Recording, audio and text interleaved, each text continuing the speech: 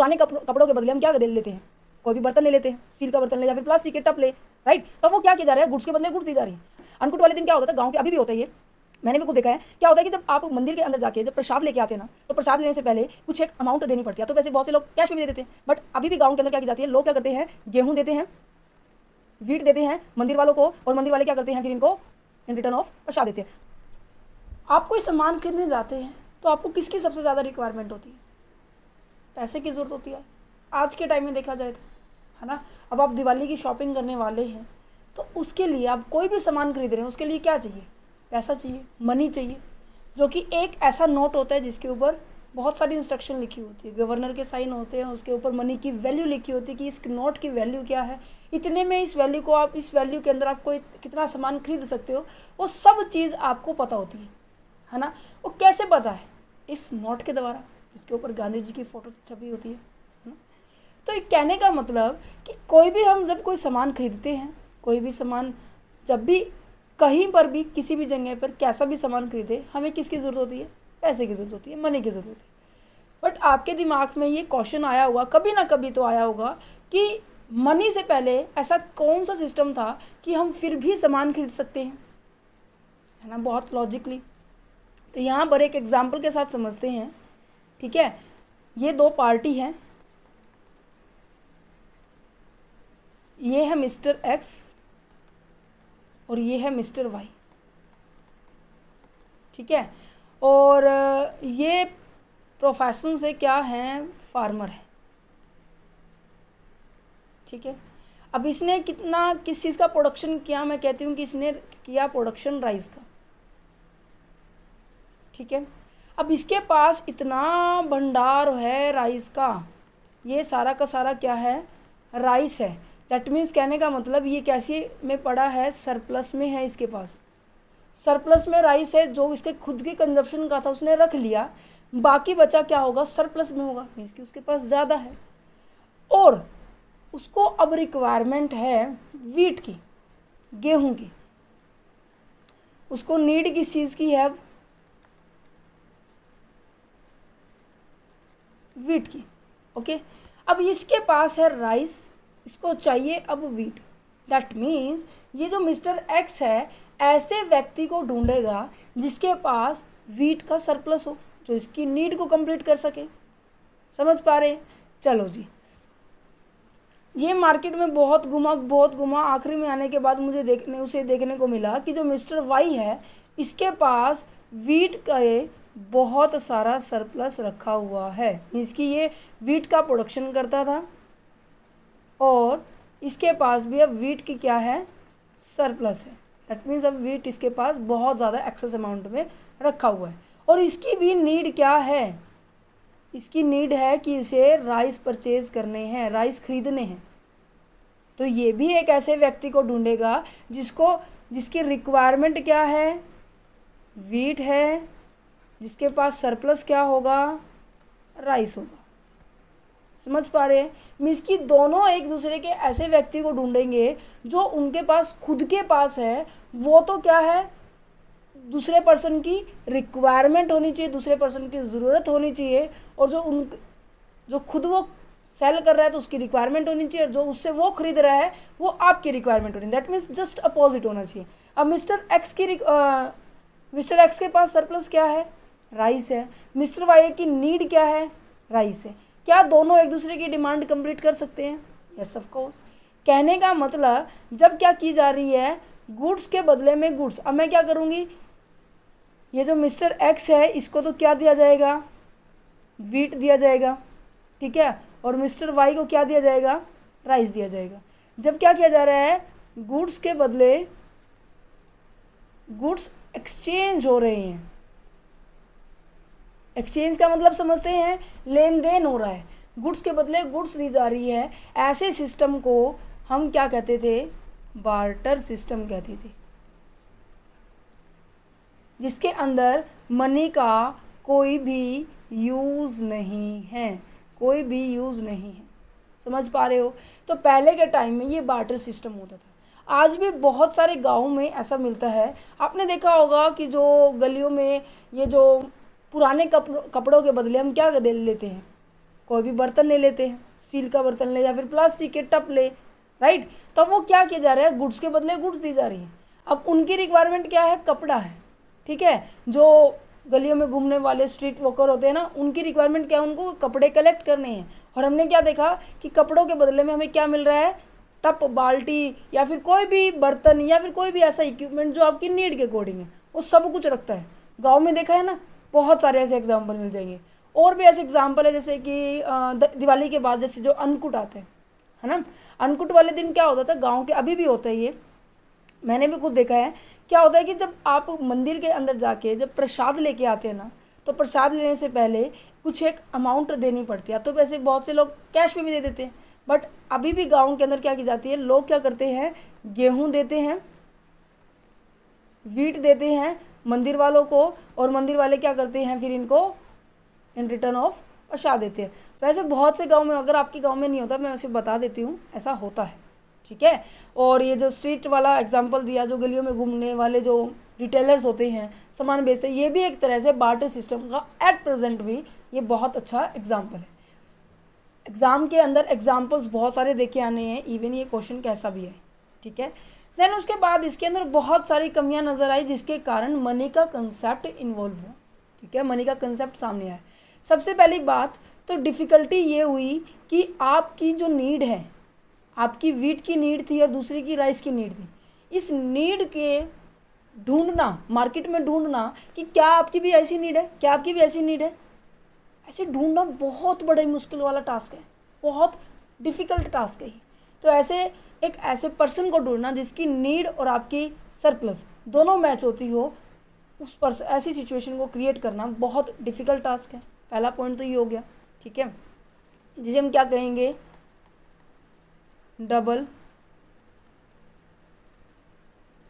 Coincidence. Means कि double coincidence का मतलब क्या है कि आपको, आपके पास वीट का ज़्यादा सरप्लस है और उसको वीट की ज़रूरत पड़े, ऐसे पर्सन को ढूंढना ये थोड़ा सा मुश्किल वाली बात है।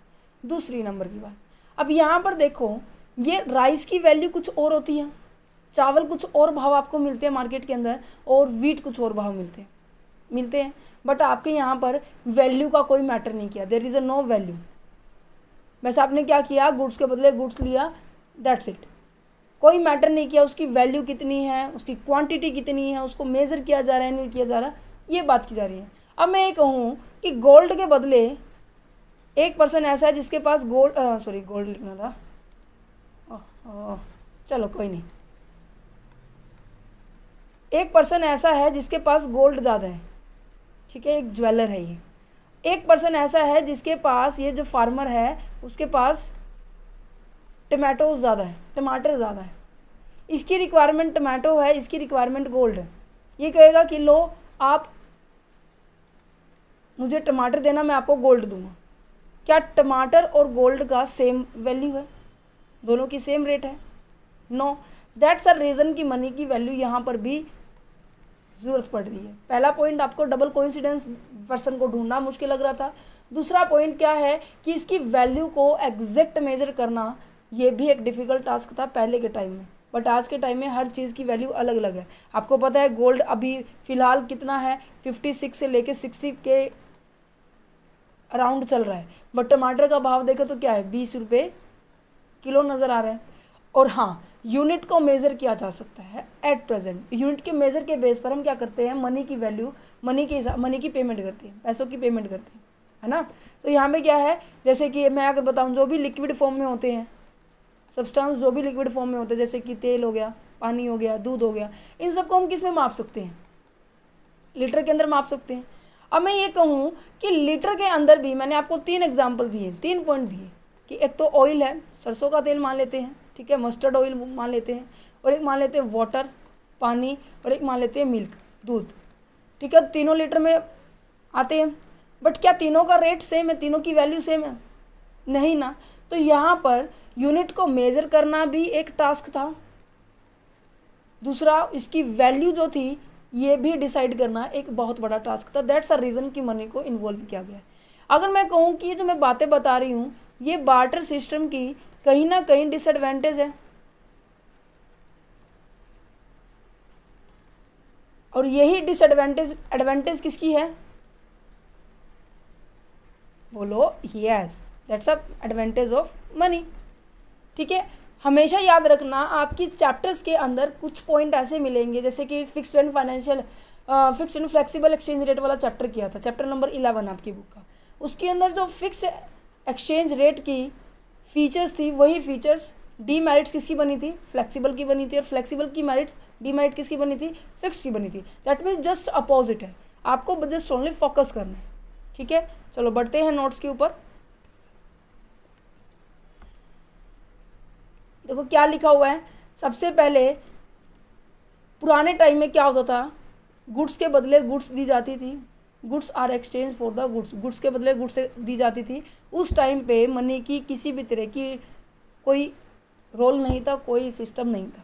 ठीक है, एग्जाम्पल के तौर पर मैंने यहाँ पे यही व्हीट राइस का एग्जाम्पल लिया है, आप देख सकते हैं। इस सिस्टम को क्या कहेंगे हम, बार्टर सिस्टम कहेंगे। ओके, बार्टर सिस्टम के आ जाने के बाद फिर क्या आया, ब्रिटिश के दौरान 1938 के दौरान 1917 से पहले की बात की जा रही है, 1838 की सन की बात की जा रही है। उस टाइम पे क्या किया जाता था, गोल्ड और सिल्वर के कॉइन्स आए थे, जो कि एक तरह से मनी का फॉर्म ही था।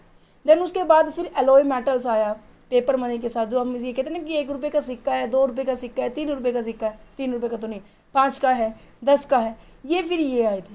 देन उसके बाद क्या आ रहा है, प्लास्टिक मनी आ रही है। प्लास्टिक मनी दैट मीन्स आपके debit card, debit and credit card, ये सभी आए हैं। अब इनकी भी ज़रूरत नहीं है। एक देखो, पहले तो एक कार्ड में हो जाता था, इतना भी है, उस कार्ड में ही आपके पैसे लिखाए जाते थे कि इतने पैसे हैं आपके पास। बट अब क्या है, इलेक्ट्रॉनिक मनी में अब गूगल पे, फ़ोन पे, UPI, राइट, भीम ऐप, इन सब से क्या कर रहे हैं आप, विदाउट कैश के, विदाउट प्लास्टिक कार्ड के, प्लास्टिक जिसे हम मनी कहेंगे, इनके बिना भी हम क्या कर सकते हैं, डायरेक्ट पेमेंट कर सकते हैं अपने सेलर को। कैसे, QR कोड से स्कैन करो, पेमेंट हो गई। कितना चेंज आ चुका है। अब पता नहीं 6th स्टेज क्या आने वाली है कि ऐसा कि हमें इलेक्ट्रॉनिक मनी की भी ज़रूरत नहीं होगी। मुझे लग रहा है जब इतना इनोवेशन हो सकता है, कुछ ना कुछ तो और भी होगा, है ना। टेक्नोलॉजी चेंज होती रहती है। माइक्रो इन्वायरमेंट के अंदर हमने बिजनेस के अंदर भी 3rd चैप्टर के अंदर पढ़ा था, टेक्नोलॉजी इन्वायरमेंट के अंदर, है ना। तो कहीं ना कहीं मुझे लग रहा है अब भी कुछ नया आने वाला है। तो बार्टर सिस्टम क्या है, in which the goods are exchange for the goods, goods को गुड्स के बदले में एक्सचेंज किया जाता है। ठीक है, commodity for commodity exchange economy, जिसे हम CC इकोनॉमिक के नाम से भी जाना जाता है। That's the second name of this barter system.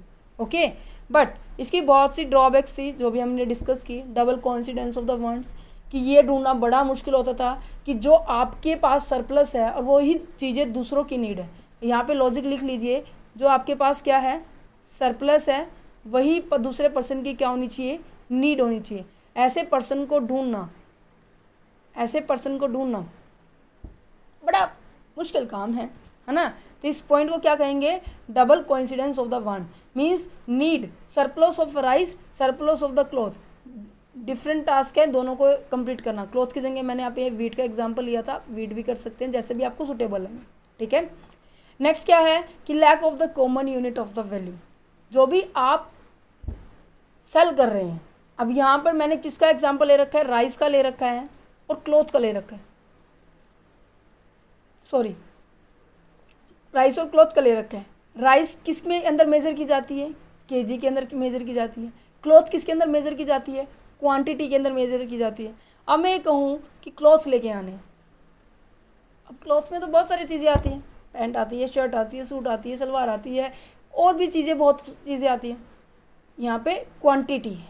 ठीक है, अगर मैं कहूँ शूज़ का पेयर, शूज़ लेने हैं, राइस के बदले शूज़ लेने हैं। अब ये बताओ भाई, एक जूता लेना है, एक शूज़ लेना है, 2 शूज़ लेने हैं, शूज़ का पूरा पेयर लेना है, 3 शूज़ लेने हैं, डजेंट मैटर।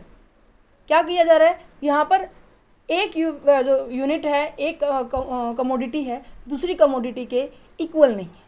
समझ पा रहे हैं।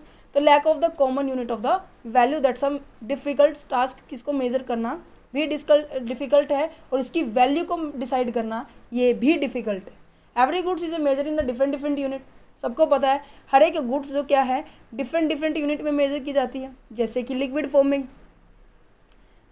क्या होता है, लीटर होता है। गोल्ड एंड सिल्वर क्या होता है, ग्राम के अंदर होता है। जितनी भी क्वांटिटीज़ होती है, जैसे कि हम कोई भी सब्जी लेने जाएँ या फिर अपना नॉर्मल सामान लेने जाए, चावल लेने जाए, ये कैसे में होती है, क्वांटिटी में होती है, केजी में होती है ना।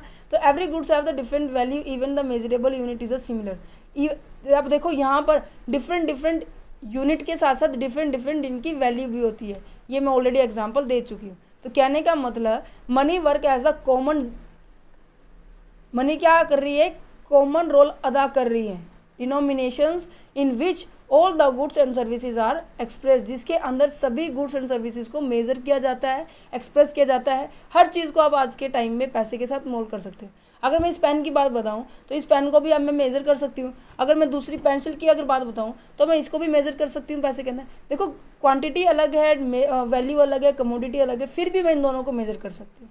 ठीक है, अब यहाँ पर नेक्स्ट पॉइंट आ जाता है difficulty in a future payment. Future payment की किस तरीके से आप पेमेंट कर सकते हैं फ्यूचर में, मतलब कि डेफर्ड पेमेंट जिसे हम कहते हैं, फ्यूचर में होने वाले जो खर्चा है, या फिर आज आपने कोई कॉन्टैक्ट कर दिया, आपको फ्यूचर में उसकी पेमेंट करनी है, तो उस पर्टिकुलर कमोडिटी के रिगार्डिंग आपको पेमेंट करनी है, तो वो पेमेंट कैसे कर पाएंगे। पेमेंट करने में दिक्कत होगी बार्टर सिस्टम के अंदर। अब आपके पास नॉर्मल सी बात है, कई बार ऐसा होता है कि जो चीज़ आपको रिक्वायरमेंट है वो सामने वाले के पास होती नहीं है, और जो आपके पास है वो हो भी सकती है। कहने का मतलब मैं लेती हूँ यहाँ पे कि जो मिस्टर एक्स है ये राइस प्रोड्यूस करता है, मिस्टर वाई क्या करता है, वीट प्रोड्यूस करते हैं। ठीक है, और मिस्टर वाई को यहाँ पर राइस की ज़रूरत है तो मिस्टर एक्स प्रोवाइड कर देंगे। तो ऐसा भी मैंने बताया कि अभी कि जो मिस्टर वाई है वो क्या कर सकते हैं, यहाँ पर मिस्टर एक्स को वीट दे सकते हैं। बट मिस्टर एक्स कह रहे हैं कि मुझे वीट चाहिए नहीं, भी मुझे गेहूँ चाहिए नहीं, मुझे तो कुछ और चाहिए। ठीक है, अब यहाँ पर लायबिलिटी किसकी क्रिएट हुई है, यहाँ पर मतलब कि रिस्पॉन्सिबिलिटी जो फ्यूचर में पेमेंट करनी है मिस्टर वाई की क्रिएट हुई है। अब इसको ऐसी या तो ऐसी गुड्स प्रोड्यूस करनी पड़ेगी जो मिस्टर एक्स की क्या हो, नीड हो, या तो वो ऐसी गुड्स प्रोड्यूस करेगा, या फिर उसके पास क्या होना चाहिए, कुछ और फैक्टर होना चाहिए कि इसे अपनी लायबिलिटी को कम कर सके। दैट मीन्स उसके पास पैसा होना चाहिए। समझ पा रहे हो। अब इसके पास पैसा भी नहीं है, दूसरी गुड्स को प्रोड्यूस करने में उसके पास खर्चा भी ज़्यादा आएगा। तो दोनों के दोनों फैक्टर्स क्या हैं, कहीं ना कहीं इसके लिए नुकसानदायक है मिस्टर वाई के लिए। तो इस केस में भी जो ये फ्यूचर पेमेंट करनी पड़ेगी मिस्टर वाई को, तो यहाँ पर थोड़ी दिक्कत होगी। तो यहाँ पे ये लिखा हुआ है, if the buyer and the seller do a contract of a future payment risk is create, दोनों के लिए रिस्क क्रिएट हो सकता है। क्या पता फ्यूचर के अंदर जो आपने वीट खरीदी थी उसकी वैल्यू क्या हो जाए, कम हो जाए। मैं कह रही हूँ कि आपने मिस्टर वाई ने वीट खरीदी थी 100 रुपये किलो, छोटा सा एग्जांपल लेते हैं। ठीक है, 100 रुपये किलो इन्होंने क्या खरीदी है, राइस खरीदी है, क्योंकि इसने तो राइस खरीदे ना, ये तो वीट का प्रोड्यूस कर रहा था। ठीक है, यहाँ पर इसने राइस खरीदा 100 रुपये किलो। ख़रीदा कब है, जैसे कि आज है 16 अक्टूबर, एक सेकेंड,